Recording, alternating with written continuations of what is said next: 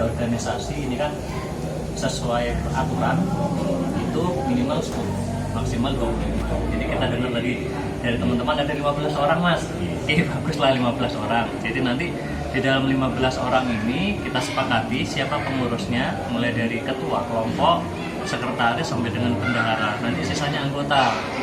Nanti setelah terbentuk kelompok ini, secara administrasi kita buat berita acara.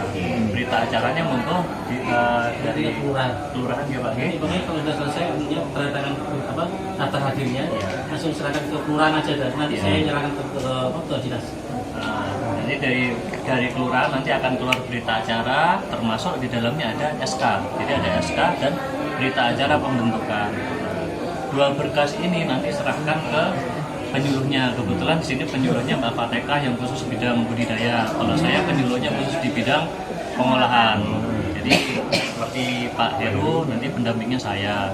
Khusus untuk yang budidaya Mbak Fateka. Jadi kita sesuai dengan jalurnya.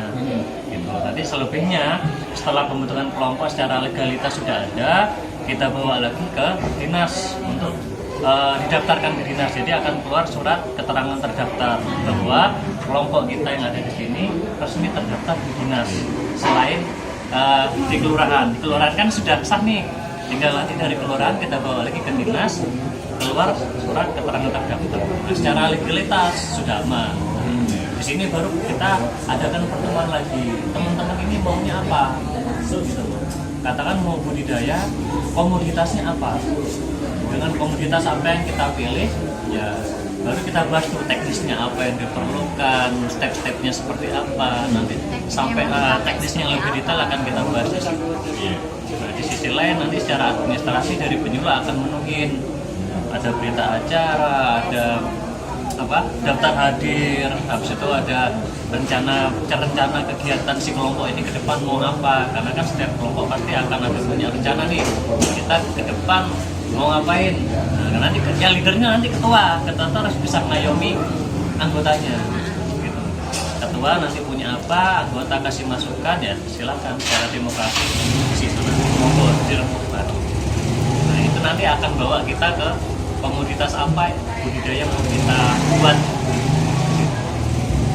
Silakan dirembuk. Kalau kami sih dari penyuluh hanya mendampingi teman-teman ini maunya apa. Kalau meminta agresi kita ngikutin, kan kita nggak bisa menentukan Pak, karena yang menjalankan teman-teman.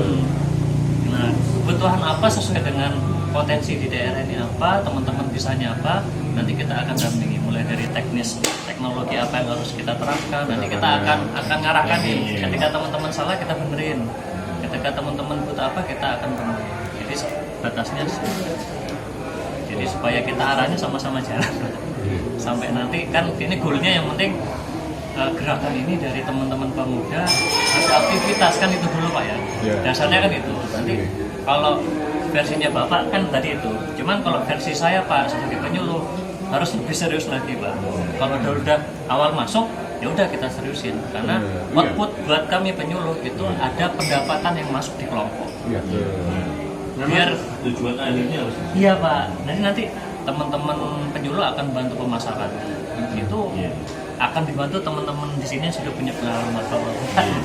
Jadi oleh via circle teman telepon dan segala macam atau dijual ke PKK ini lah ada hasil budidayanya ini kan lebih value-nya itu lebih ada Pak.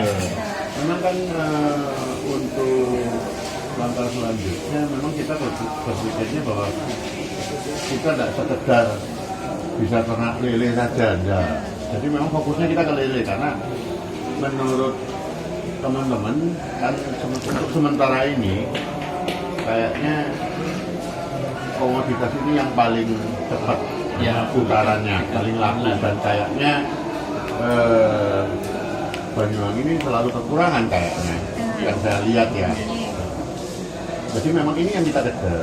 Jadi untuk nantinya jadi seperti apa, memang kita sudah ada pemikiran-pemikiran langkah selanjutnya seperti apa sudah, cuman memang kita belum bisa ngeplorkan karena teman-teman masih belum merasakan susahnya ini seperti apa. Jadi saya mau adik-adik kita ini biar susah dulu, tahu resikonya seperti ini, nah, baru kita menginjak mereka ke bisnis yang sebenarnya. Karena di dalam game itu kan juga tidak semudah kita balikkan tangannya, jadi harus ada tanggung jawab yang kita penuhi, harus ada komitmen yang kita pegang. Nah, kita ngasih itu seperti itu. Nah, nanti perkembangan selanjutnya mungkin di kampung ini, Pak, kita memang cita-cita kampung ini dijadikan kampung ada ini lahan-lahan kosong karena banyak lahan kosong gitu loh. Nah, kalau itu saya setuju banget, Pak. Cuman kan kalau dari saya mentalnya teman-teman harus dikuatin dulu, Pak. Ya. Kalau udah mental kebentuk ke arah sana gampang, Pak. ya makanya ini kan Jadi gini Om, sebenarnya teknologi yang saya tak panggil Om sama Mbak ya, mimpinya teman-teman ini gede. Nah, cuman mimpi yang gede itu kan kemudian dibangun dengan fondasi yang Betul. kuat. Ayo kita tata dulu fondasinya bagaimana. Aku ini kalau membuat sebenarnya masuk kaum lansia juga, kita hanya bisa monitoring aja, nanti kita kita support, kita jembatani kan kayak gitu. Jangan nggak usah muluk-muluk yang berbagai macam, fokus dulu satu. Kalau di situ sudah ada nilai faedah, ada nilai manfaat, singkat kata hanya sekitar lingkup yang sentral aja dulu. Setelah itu ekspansinya keluar, kita bisa kenapa enggak? Tapi baru deh Ya, ekspansi job yang lain. Sepakat. Nah, bahkan kemarin juga aku bilang nanti yang pasti muncul anggaran dasar, anggaran rumah tangga. Iya, ada. RAP-nya bagaimana, ini seperti apa? Supaya kelompok ini juga, kan kelompok ini kan ibarat kata organisasi kecil, Pak. Di dalam itu memang harus ada ADAR. Ketika ada pemasukan, ada konflik, nah di situ tuh yang muncul ketua katakan sudah lagi nggak di sini nih, ganti pengganti siapa itu memang harus. Misalnya dulu Om, waktu pelatihan mungkin Mas Heru bisa tanya dulu sama Om Fatur. Ya sudah, yang namanya muncul bahasa profit oriented yang ada di kepala akhirnya money. Nah, dan Pak Iwan punya kepentingan sendiri-sendiri. Lupa udah sama yang visi misi yang di awal. Ya seperti itu. Makanya di awal dari sebelum ini kan itu akan lambat laun akan semakin ada crash, semakin ada masalah dari kecil nanti besar. Nah, fungsinya ADART tadi itu untuk menyelesaikan masalah konflik-konflik yang bakalan timbul nanti. Karena nanti jangka panjang ketika kita sudah jalan dan berkembang, itu konflik terbesar adalah keuangan. Nah, keuangan bagaimana mereka masing-masing anggota dapat kesejahteraan. Tinggal kita ngelola aja, Pak, ya apa caranya manajemennya gimana gitu, Pak. Manajemen konflik muncul tuh. jadi memang kan kita juga maklum ya kan, mereka masih muda-muda juga. Jadi bimbing mereka ini supaya di dalam berorganisasi itu bisa saling melengkapi, bukan saling menyalahkan, saling melengkapi. Bagaimana caranya apa yang kita kerjakan ini biar sukses, itu aja tujuannya sebetulnya di situ dulu sih kalau saya. Iya. Nah, kemudian kalau ada nilai profit atau apa yang lebih, nah itu kan nanti tinggal teknik saja kita bagaimana seperti itu. Tapi yang jelas yang saya mau teman-teman ini bisa semua ngerti. Nah, nanti kalau kita ngeflorkan ke masyarakat itu gampang. Mereka kan bisa ngasih keterangan bahwa ini loh seperti ini gitu. Karena kan mereka juga anak-anak kampung sini. Karena yang saya tahu, yang saya lihat, saya sudah lihat sendiri, menjanjikan, Pak. Kalau yang saya lihat sendiri menjanjikan, sangat menjanjikan. Bahkan lahannya itu di kamar mandi yo. Kamar mandi itu dikek rong bakok. Lho iki gak mampu iki. Piye kon nek misale beraktivitas di kamar mandi enggak apa-apa. Sampai kena air sabun pun enggak apa-apa lho, Pak. Nah, mereka ada satu produk yang bisa menghilangkan bau sama menghemat pakan. Tapi ini baru keterangan orangnya karena kan kita belum membuktikan sendiri. Belum praktek kalau menurut saya. Tapi yang saya lihat orang ini jualnya kemana-mana juga. Artinya dia menangani itu kemana-mana. Oh, berarti nggak ya patut dicoba. Nah cuman karena kita nggak tahu jalannya ini bagaimana, makanya kita ke dinas perhutanan yang memang membidangi hal ini gitu. Memang fokus kita ke itu aja, kita nggak mau ke yang lain-lain dulu. Sambil-sambil loh. Ini kan teman-teman saya kira masih awam banget, Pak, ya. Iya. Jadi kalau rencana saya, Pak, sebagai awal nih biar teman-teman ada motivasinya.